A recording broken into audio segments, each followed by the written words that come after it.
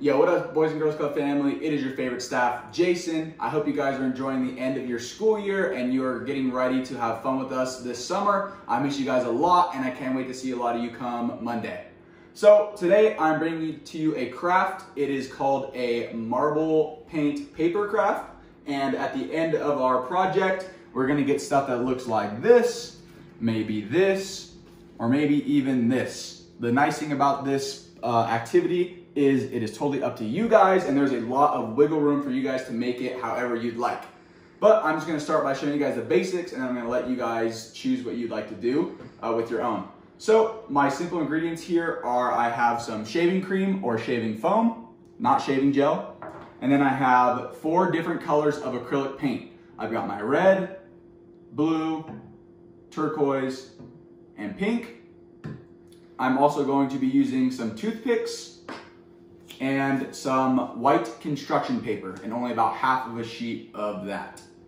So I'm using a baking sheet and I'm going to start by putting my shaving cream or shaving foam in this sheet. You don't need a baking sheet like this. Anything that has a lip right here that will catch the shaving cream from falling out will do just fine.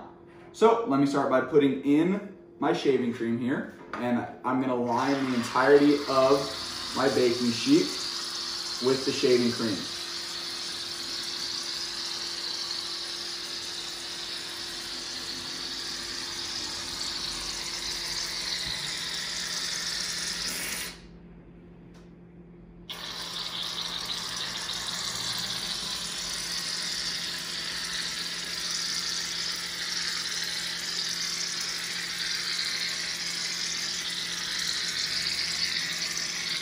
All right, so I've got my entire baking sheet lined with my shaving cream here, and now my next step is I'm going to start by adding my paints.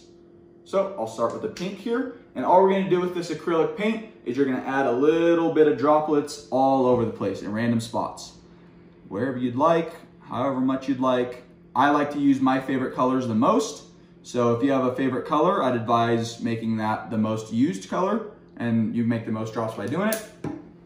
I think the pink and the turquoise look really good at the end and finished product because those darker colors, they like to stick out a lot more than some of these lighter colors. So I'm gonna use a little bit more of the lighter colors and let them try to be the front of our little project here.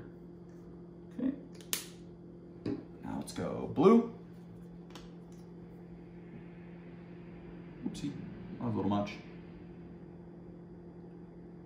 Like I said, these darker colors are definitely gonna show up. So I'm going to use a little bit less of them. And then I'll cap it with the red. And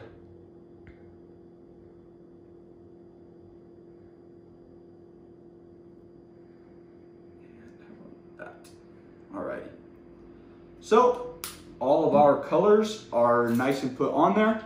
And the next thing I'm going to grab is a toothpick. And what I'm going to do with the toothpick is I'm going to give these colors a nice mix-in. I'm going to go horizontally and then vertically, and I'm going to try to stay away from trying to swirl them all together. That gets a nice cool pattern, and I'll show you guys what that looks like right now. So just the vertical lines here, nice and simple, nice and quick.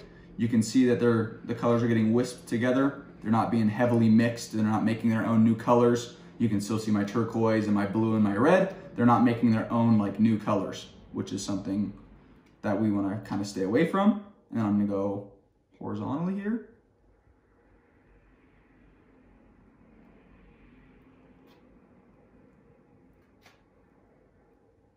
So getting this nice pattern here is the key to what we're looking for, this nice feathery pattern. Like I said, the colors are not too mixed at this point.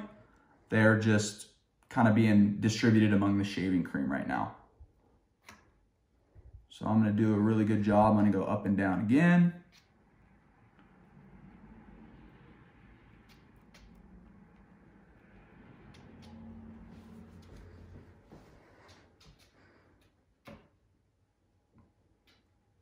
As you can see, those patterns are starting to look really cool, and we're gonna transfer this pattern onto our construction paper here in a second.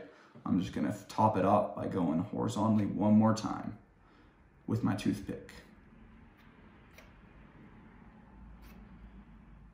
So depending on the level of mixing that you guys do here in this step is depending on how your paper is gonna turn out.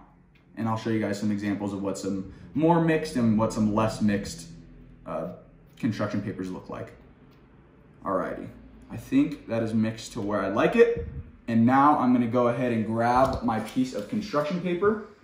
So like I said, just a half piece of white construction paper, nice and plain. I do recommend using nice thick paper. Cardstock works really well with this activity, just because if you put a thinner piece of paper in it, it's gonna make it all soggy and it takes a lot longer to dry and could ruin the paper. So I'm gonna put my nice piece of construction paper down right in the middle of where I just mixed, and I'm gonna press it down pretty firmly, trying to make sure that it is getting that pattern that I just created, and that is gonna soak it up everywhere. So I'm pressing it down, not trying to smash it in there, but I am wanting to make sure that the paper is getting that pattern transferred onto it.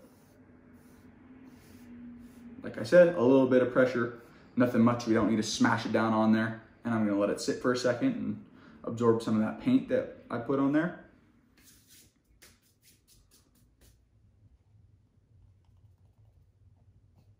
Alrighty, so now we're just gonna take it off of the shaving cream. And we've got ourselves a nice spread color, and I'm gonna transfer onto another baking sheet because we're gonna have to get all that top layer of shaving cream off. And for that, I'm just gonna use a spatula, plastic spatula here. And all I have to do is we just gotta scrape off the shaving cream, and the paint is going to stick right to our paper. And I'm just gonna put this back with the rest of it and just keep on scraping.